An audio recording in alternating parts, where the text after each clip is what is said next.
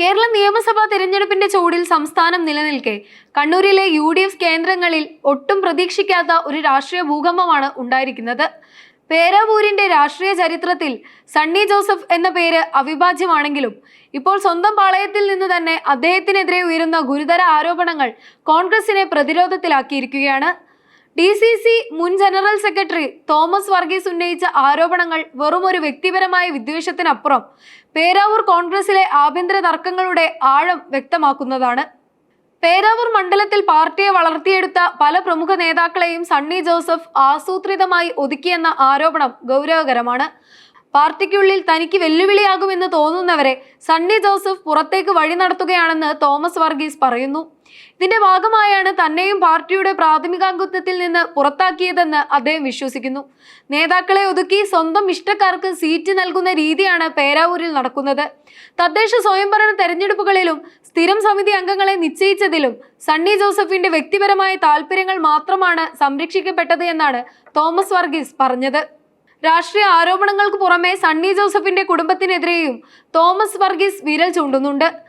സണ്ണി ജോസഫിന്റെ കുടുംബത്തിൽപ്പെട്ട 9 പേർക്ക് കോൺഗ്രസ് നിയന്ത്രണത്തിലുള്ള സഹകരണ ബാങ്കിൽ ജോലി വാങ്ങി നൽകിയെന്നത് വലിയ രീതിയിലുള്ള ചർച്ചകൾക്ക് വഴിവെച്ചിട്ടുണ്ട്. സാധാരണക്കാരായ പാർട്ടി പ്രവർത്തകർ അവഗണിക്കപ്പെടുമ്പോൾ അധികാരം ഉപയോഗിച്ച് സ്വന്തം കുടുംബാംഗങ്ങളെ തിരികെ കയറ്റുന്നത് രാഷ്ട്രീയ ധാർമ്മികതയ്ക്ക് നിരക്കാത്തതാണെന്ന് വിമർശകർ വാദിക്കുന്നു. തന്നെ പുറത്താക്കിയ നടപടി തികച്ചും ഏകപക്ഷീയമാണെന്നാണ് തോമസ് വർഗീസിന്റെ പക്ഷം. 2020 ബ്ലോക്ക് പഞ്ചായത്ത് തിരഞ്ഞെടുപ്പ് കാലത്ത് സണ്ണി ജോസഫിന്റെ അനുയായികൾ തനിക്കെതിരെ പരസ്യമായി രംഗത്തിറങ്ങിയിട്ടും KPCCക്ക് പരാതി നൽകിയിട്ടും യാതൊരു നടപടിയും ഉണ്ടായില്ല. എന്നാൽ തനിക്കെതിരെ വളരെ പെട്ടെന്ന് നടപടിയെടുത്തത് സണ്ണി ജോസഫിന്റെ സ്വാധീനം ഉപയോഗിച്ചാണെന്നും അദ്ദേഹം ആരോപിക്കുന്നു. കണ്ണൂർ ജില്ലയിലെ UDFന്റെ സുരക്ഷിത മണ്ഡലങ്ങളിലൊന്നായി കരുതപ്പെടുന്ന പേരാവൂരിൽ ഈ ഭിന്നത തിരിച്ചടി ഉണ്ടാക്കുമോ എന്നാണ് രാഷ്ട്രീയ നിരീക്ഷകർ ഉറ്റുനോക്കുന്നത്. LDF ഈ ആഭ്യന്തര തർക്കങ്ങൾ കൃത്യമായി നിരീക്ഷിക്കുന്നുണ്ട്. പാർട്ടി പ്രവർത്തകർക്കിടയിൽ 2 ചേരികൾ രൂപപ്പെടുന്നത് തിരഞ്ഞെടുപ്പ് പ്രചാരണത്തെ ബാധിക്കാനിടയുണ്ട്. തോമസ് വർഗീസിനെ പോലൊരു മുതിർന്ന നേതാവ് പരസ്യമായി രംഗത്തെത്തിയത് പേരാവൂർ കോൺഗ്രസിനുള്ളിലെ അതൃപ്തിയുടെ മഞ്ഞുമലയുടെ ഒരറ്റം മാത്രമാണോ അതോ ഒറ്റപ്പെട്ട പ്രതിഷേധമാണോ എന്നത് വരും ദിവസങ്ങളിൽ വ്യക്തമാകും. സണ്ണി ജോസഫ് ഈ ആരോപണങ്ങളോട് എങ്ങനെ പ്രതികരിക്കുന്നു എന്നതിനെ ആശ്രയിച്ചിരിക്കും മണ്ഡലത്തിലെ UDFന്റെ മുന്നോട്ടുള്ള പോക്ക്.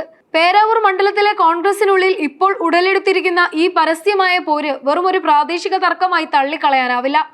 KPCC അധ്യക്ഷൻ കൂടിയായ സണ്ണി ജോസഫിനെതിരെ സ്വന്തം മണ്ഡലത്തിലെ മുതിർന്ന നേതാക്കൾ തന്നെ അഴിമതിയും സ്വജനപക്ഷപാതവും ആരോപിക്കുന്നത് വരാനിരിക്കുന്ന നിയമസഭാ തിരഞ്ഞെടുപ്പിൽ UDFന് വലിയ വെല്ലുവിളിയാണ്. തോമസ് വർഗീസിനെ പോലുള്ള നേതാക്കൾക്ക് മണ്ഡലത്തിലുള്ള സ്വാധീനം വോട്ടുകളായി മാറിയാൽ അത് സണ്ണി ജോസഫിന്റെ വിജയസാധ്യതയെ നേരിട്ട് ബാധിക്കും. KPCC അധ്യക്ഷനെതിരെയുള്ള പരാതികൾ ഡൽഹിയിലെ AICC നേതൃത്വത്തിന് മുന്നിലെത്തുന്നത് സണ്ണി ജോസഫിന്റെ രാഷ്ട്രീയ ഭാവിയെയും ബാധിച്ചേക്കാം. ചുരുക്കത്തിൽ പേരാവൂരിലെ കോൺഗ്രസ് ഇന്നൊരു വഴിത്തിരിവിലാണ്. പാർട്ടിയിലെ പടലപ്പിണക്കങ്ങൾ പരിഹരിച്ച് മുന്നോട്ടു പോകാൻ നേതൃത്വത്തിന് സാധിക്കുമോ അതോ ഈ ഭൂകമ്പം വരാനിരിക്കുന്ന തിരഞ്ഞെടുപ്പിൽ UDFന്റെ അടിത്തറ ഇളക്കുമോ എന്നത് കാത്തിരുന്ന് കാണേണ്ടതാണ്. വോട്ടർമാരുടെ വിശ്വാസം വീണ്ടെടുക്കാൻ സണ്ണി ജോസഫിന് കൃത്യമായ മറുപടികൾ നൽകേണ്ടി വരും.